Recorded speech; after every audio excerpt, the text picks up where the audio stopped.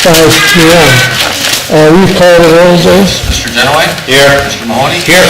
Mr. Crandall? Here. Simcoe? Here. Could we stand for the Pledge of Allegiance? Pledge allegiance to the flag of the United States of America and to the republic for which it stands, one nation, under God, indivisible, with liberty and justice for all. First is approval of the minutes on our agenda. I'll approve the minutes for our regular meeting on April 16th. Second? Mr. Genoway? Yes. Mr. Mahoney? Yes. Mr. Crandall? Yes. Next item on the agenda, I'll approve the minutes for our special meeting on April 17th. Second? Mr. Mahoney? Yes. Mr. Crandall? Yes. Mr. Genoway? Yes. Yes. Any deletions or changes? Yes, I have one. Item number 13, executive session, will be deleted from the agenda. I'm sorry, what? Item 13, executive session, you can delete that from the agenda. We're going to delete that? Yes. Thank you. Okay. Nobody signed up for public on the items on the action items? Okay, thank you. We move on to the fire department, chief.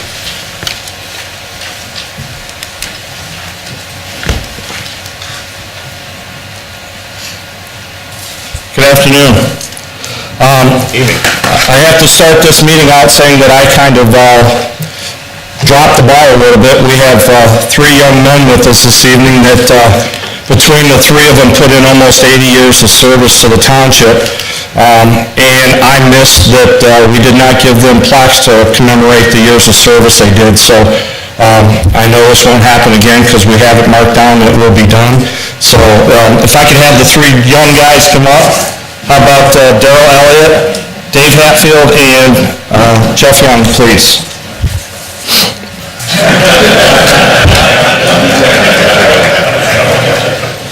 I can say young guys because we're not all that far off on age, and I still feel young. I'm still the youngest one in this group. Okay.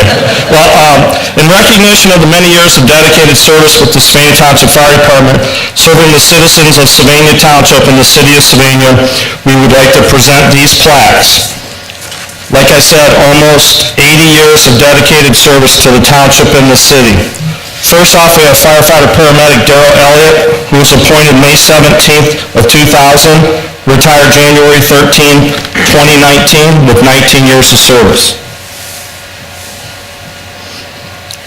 Second, we have Firefighter Paramedic Dave Hatfield, appointed April 14th, 1993, retired March 2018,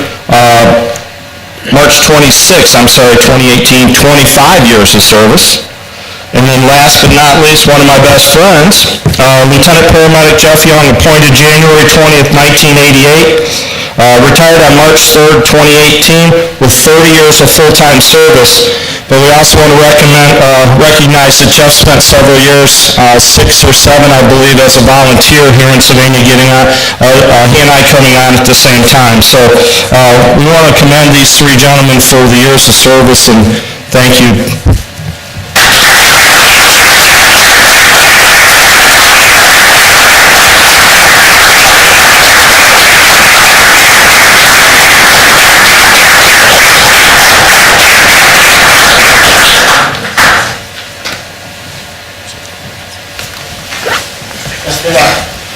Enjoy your retirement. Thank you.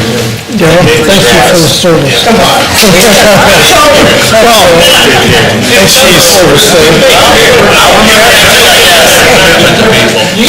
thank you for your service. Appreciate it. Thank you. Thank you, guys. Chief, did you want to step? Yeah, I'm assuming the guys would like to go out with their families and have pictures, so we can... Well, welcome to stay for the meeting, but I don't think... You see him already running, John?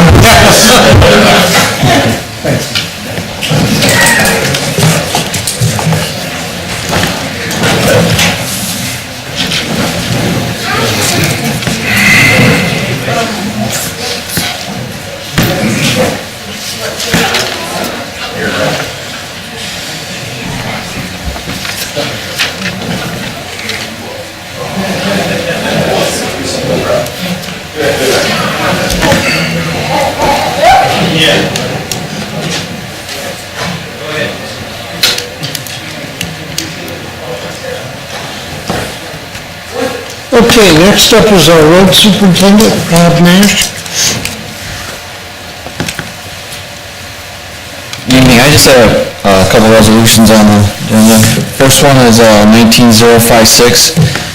This is to authorize superintendent to hire a service manager. We did extensive advertising and vetting of the new service manager.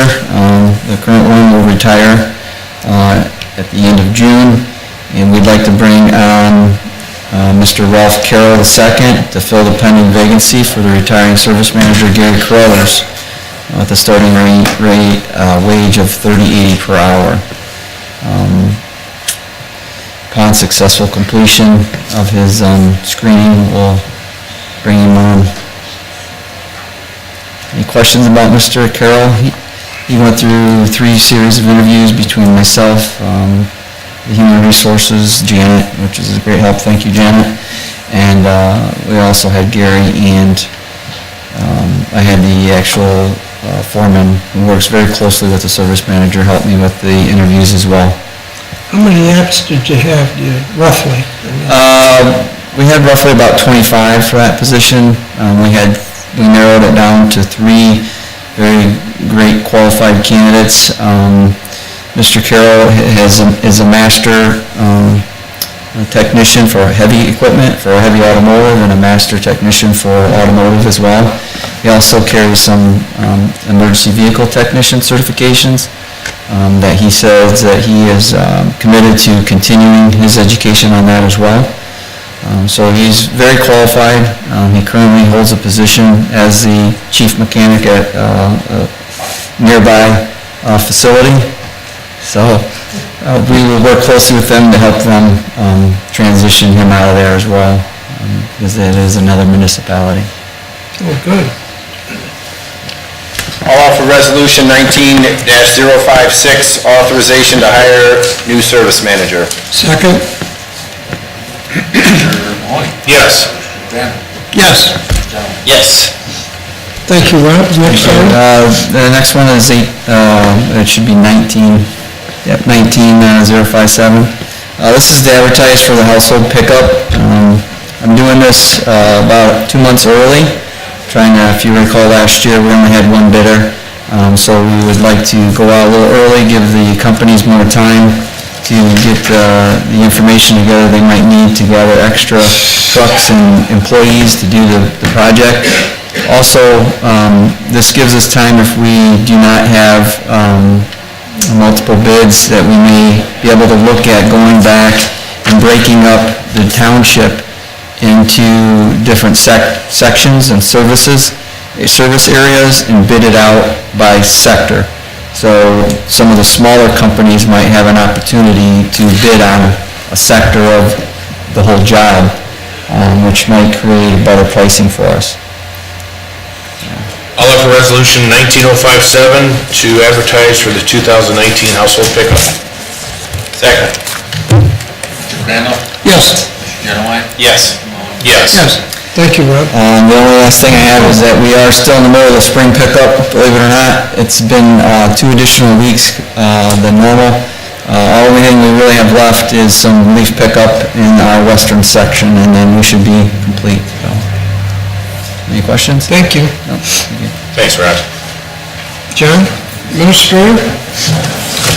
You know, it was last December where I announced my pending retirement.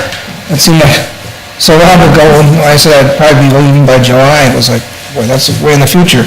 And here we are in May, and finally have a replacement. My first resolution is 19048, authorization to hire township administrator. I want to thank Janet for doing all the work for HR and getting the candidates and interviews, and the trustees for doing the interviews. And when all is said and done, I think everybody agreed on Oliver Turner. He's a city manager from Sault Ste. Marie, and He's agreed to the terms, we have an offer letter for him, and he'll be coming on board as of now, the day after Labor Day, which I think is May 28th. And then I'll stay around a little while to train him, and then I'll fade away. Well, good news is we got a little more time with you, so I'll offer resolution 19048 to hire township administrator. Second? Mr. Mahoney? Yes. Mr. Randall? Yes. Mr. Genoway? Yes. My next resolution is authorization to execute the Safety City Township contracts with, I think most of the people are teachers or aides, and I'll have the chief come up here and just tell you a little bit about Safety City. All right, it's resolution number 19060, authorization to execute the Safety Township contracts. Same program we've been doing every year for the incoming kindergartners to school there, so it's usually, I know a lot of times you get a lot of the same teachers who do it year in and year out. It's just authorize their contracts for them to do it. Same as it's always been. Any questions? No? Okay. I'll offer resolution 19-060, authorize execution of Safety City, or Safety Township contracts. Second. Mr. Randall? Yes. Mr. Mahoney? Abstain. Mr. Genoway? Yes. Chief, while you're here, any questions for the chief? Now we'll skip you on to the general discussion. That's all right, I know we got the monthly on the next All right. meeting and stuff, so. Okay. Just FYI, everybody, I'll be out of town next week. I can shoot you all an email to remind you, but I leave this Friday and then I'll be gone next week, so Deputy Chief Wright will be in charge, so. Good for you. I won't not be in the country, so I'm not checking email or anything else, so. I'm gonna be on the beach. If you'll do something illegal, do it next week. And also, because I can't keep my big mouth shut, kudos to Rob. They steal our land, we'll steal their personnel.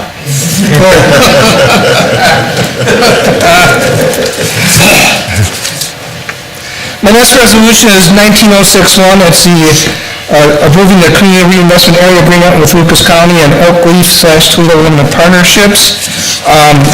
Basically, and we have representatives here that will talk to it, it's a tax abatement for 10 years of 60% of the assessed value for the property.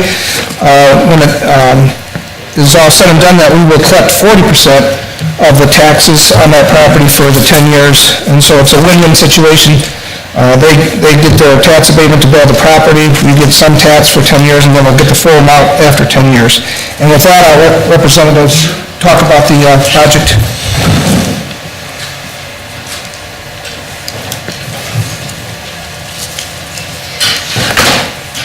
All right.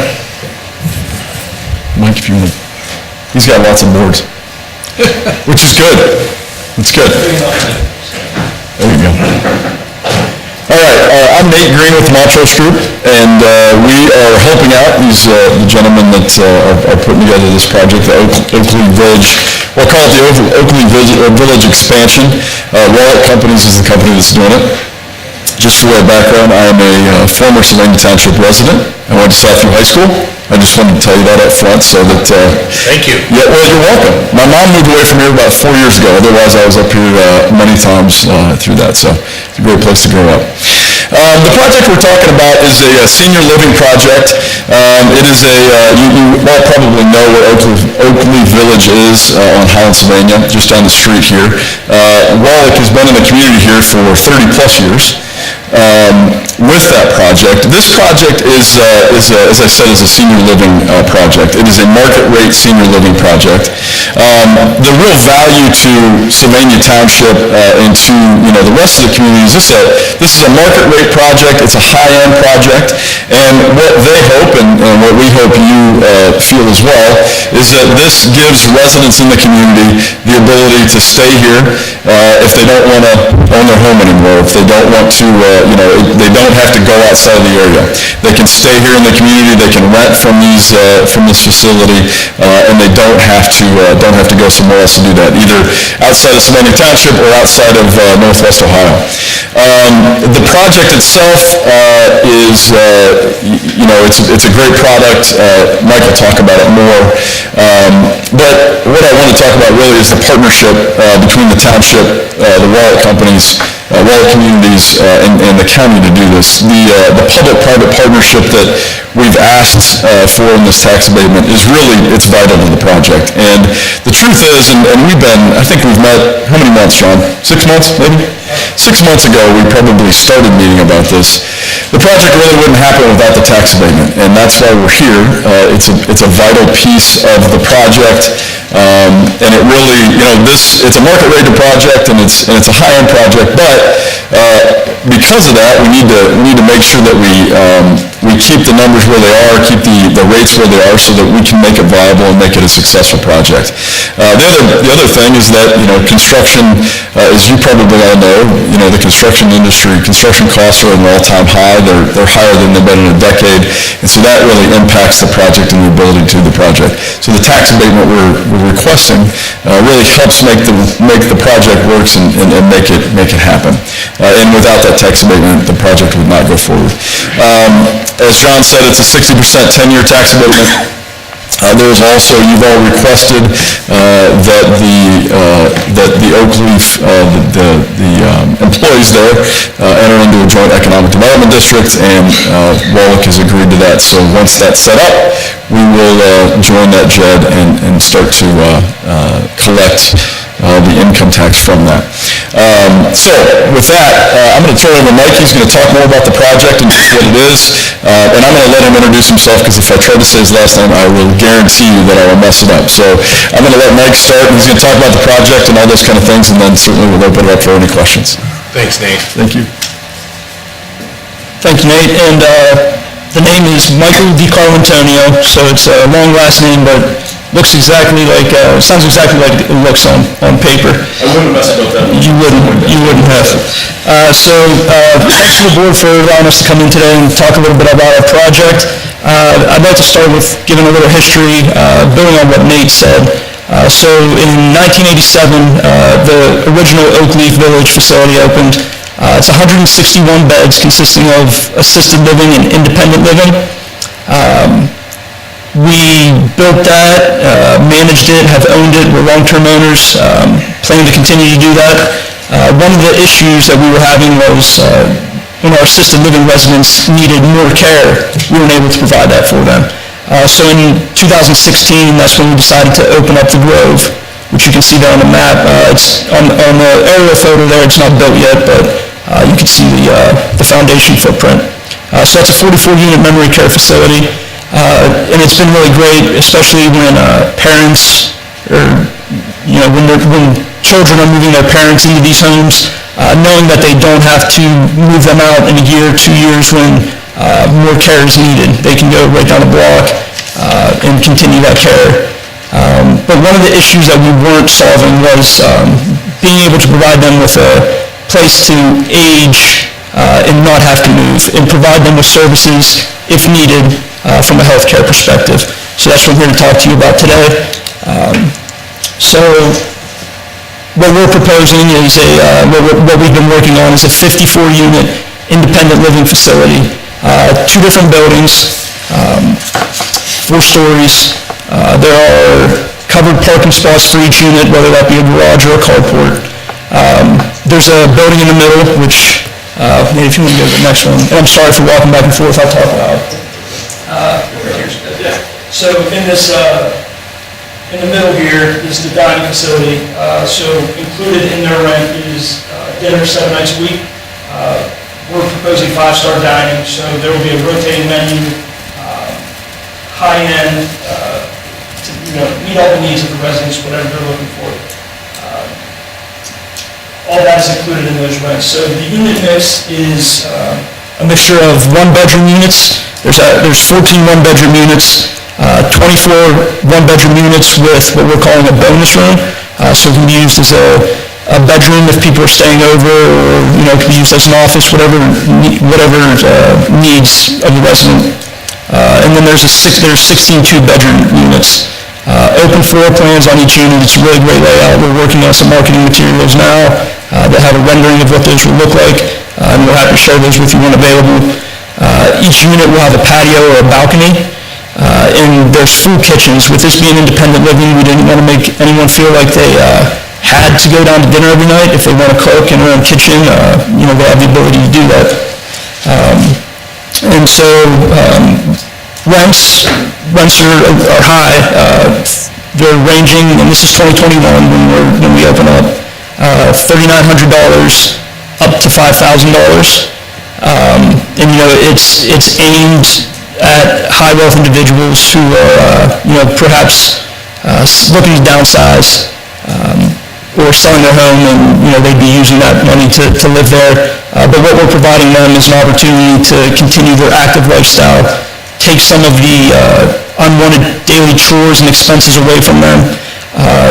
They don't have to worry about making their utility payments. That's all included in their rent. Their real estate taxes, that's all included. There will be bi-weekly housekeeping and weekly laundry service. That's also provided to them, all of which is included in their rent. So I want to show you now what this facility would look like. This is what the entrance would look like if you're heading north on Holland-Sylvania Road and you make the right turn into our current facilities located. Is there any questions so far or any concerns that I can address? How many units were there? You said 44 or 54? There's 54 units. Per building, or? There's 27 per building. So our total investment in this project is, we have roughly a $14 million construction contract. For some comparison, the Grove, which we built in 2016, was a $5 million contract. So, we're almost tripling what we did there. And we hire local subcontractors. So when we constructed the Grove, B&T Plumbing, Miles Construction, Provo Construction, Turner Electric, all local companies, and all played a vital role in helping us complete that project. And I think one of the important things to touch on too is the number of jobs that we would be creating with this. Right now, we're looking at 15 positions that would be created at this facility, on top of the 123 associates who are currently on the campus. So that's all I have for the project. If there's any questions, I'm happy to answer those. I think we appreciate you taking a look, pursuing a JED with us. That's something new for our township and long range. That's very necessary for us. Yeah, thank you. Yeah. John, I have a question for you. Is the JED, are you far enough along? Is it the whole complex or just these new buildings? We're not far enough on, but I think it's going to be the complex. That would be great if we could My understanding get the is 124 employees. That would be that's the understanding. good. Okay.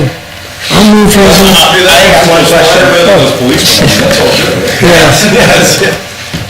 This goes to the site where, is there any restrictions on on what funds we can divvy up an income tax? I mean, being our first JED, obviously we know where the services are gonna be needed and things. Income tax will come into the general fund. And then, can the general fund distribute them accordingly? How you decide. Now, some of it, in the agreement, we might propose some that we use for economic development in that area or for other things that will be committed to. But basically, what's not committed to comes in.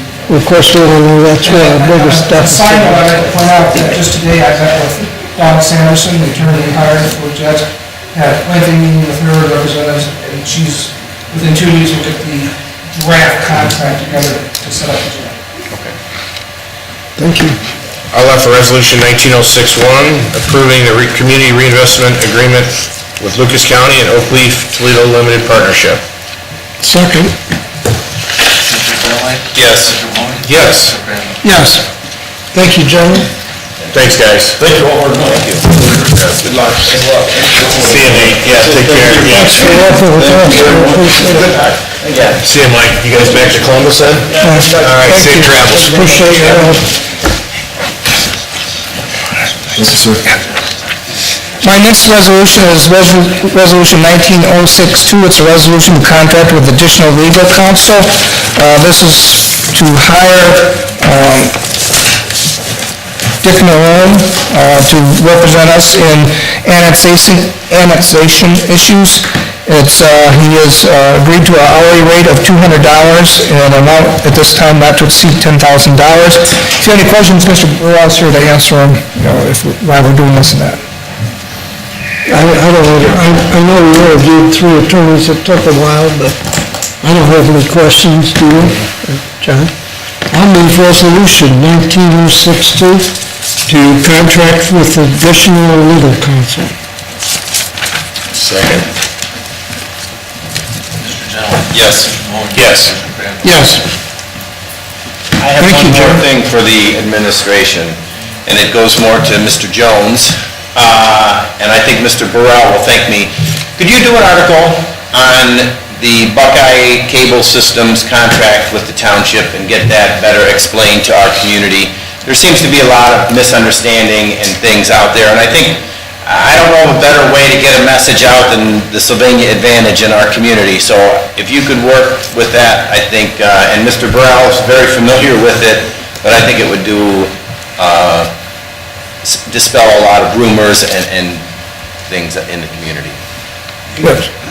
That printed notice in red, Sylvania Township and the bill, I talked to a fellow that I once worked with, and he then worked for the cable system, and he negotiated an agreement with the township. But then it got fuzzy, and I couldn't get an answer out of him exactly. Somehow the state, Took over. usurped the authority of township Right. statewide. Yeah. Right. So, but yeah, we can, Right. Ms. Bell's very familiar with it. Yeah. We do get a lot of calls Yeah. about that, and we really have, we'll get it out, but we have no say or anything to do with it. But They think there's we do. still a lot of rumors out Yeah, there, and I they think think we it'd be do. good to just explain it to the community a little bit better. Okay, look at that. Thanks. Good comment.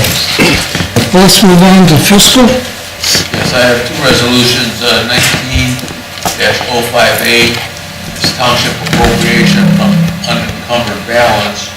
You can see there's a number of items there where we're moving money for, as you can see, temporary employees. You recall the $2,500 on the TARPs, fire for training, computer services, travel expenses, and fire, vehicle parts and supplies for ambulance and EMS, medical supplies and contract services.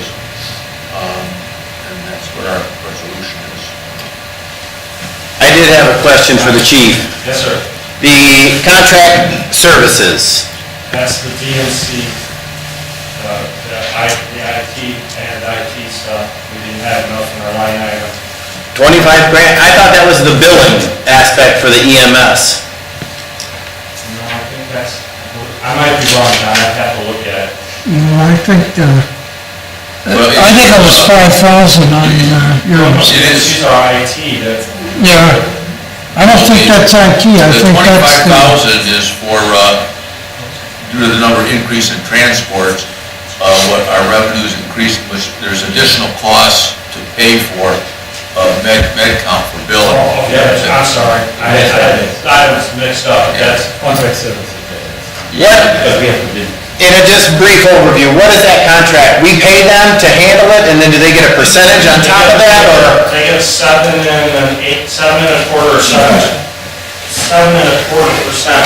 on everything that is collected. Yeah. Not what's billed, only what's collected are they allowed to get their 7%.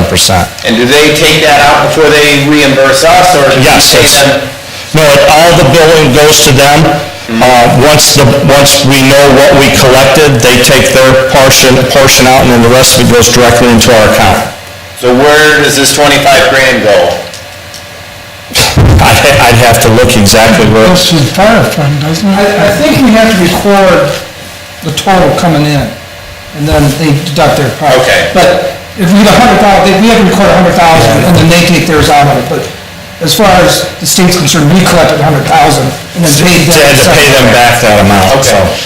I was just under when I looked at it, I thought we were paying them a lump sum plus a percentage, and I wanted to be more understanding of the contract. That's so that we have that in that account to be able to pay up that pay I think we didn't budget enough, because... No, we had no, exactly, some of the ambulance fund stuff too, like I said, from March of 18 to March of 19, our transports went up almost 270 transports in that 1 month. So as far as equipment and that, we didn't know it was going to go up that much. So I don't like bringing them to you, asking you to move stuff, but with the way we're rolling with it, hopefully then we'll have it.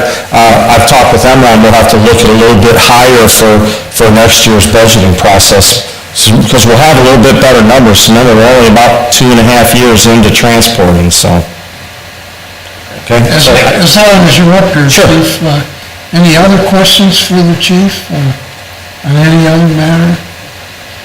I mean, again, as we're looking at an additional assisted living or senior living and another one on Whiteford, I mean, I'm looking for any and all statistics and information you can gather as Yes, how sir. this is impacting your department. Okay, yeah, we're trying to keep track of separating out all of the assisted livings, how often we're going, when we're going. And also, I've met with Chief Counsel in Springfield, talking about the community paramedicine program to see if we can maybe join forces with Springfield to see if it would benefit both of our areas out here. So it's not a whole huge outlay for each one of us. We can kind of look at it together and do a joint venture. So that's something that I've been looking at, so. Okay, Okay? thanks. Thank you, Chief. Thanks, Mike.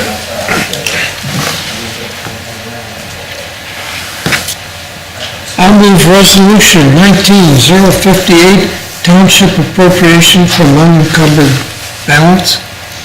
Second. Mr. Genoway? Yes. Mr. Mahoney? Yes. Mr. Randall? Yes. And I have resolution 19-059, it's a return of an advance of funds, why we advanced funds to cover some expenses, and then we did get a grant to cover those, so we're just moving the money back. I'll offer resolution 19059 to return of advance of funds.